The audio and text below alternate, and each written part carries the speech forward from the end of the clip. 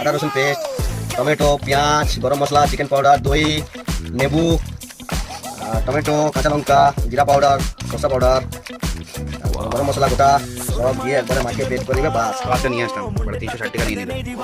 Liver এইগুলো আমার প্রিয়, লিভার গিজার নিয়ে এসেছি আলাদা করে। এদিকে মশলা হয়েছে, এদিকে গোটা মুরগিটাকে একটু ছিঁড়ে ছিঁড়ে দিয়ে দেবো আমাদের। মানে আমাদের প্রেশার কুকারটা এমন ধরনের আদা সিদ্ধ হয় না। 90s হবে এটা আমাদের। গরিবের প্রেশার হ্যাঁ, গরিবের প্রেশার কুকার। তোমরাও চিরা লাগিয়ে দিবে, তোমার যদি ভালো থাকে মশলাগুলো এখানে ঢুকিয়ে দেবে। ঢুকে যাবে। আর কিছু না। তারাও মশলাগুলো ঢুকানো হচ্ছে। জানি না কি বানাবে, কালকে রাতে কি দেখেছি। ভাত খেতে পারে। মশলাটা ভিতরে ঢুকিয়ে দিলাম, ঠিক আছে? তারপরে এটাকে ভিতরে ভালো করে একটু mix করে নেবো। মশলা হয়ে যায়।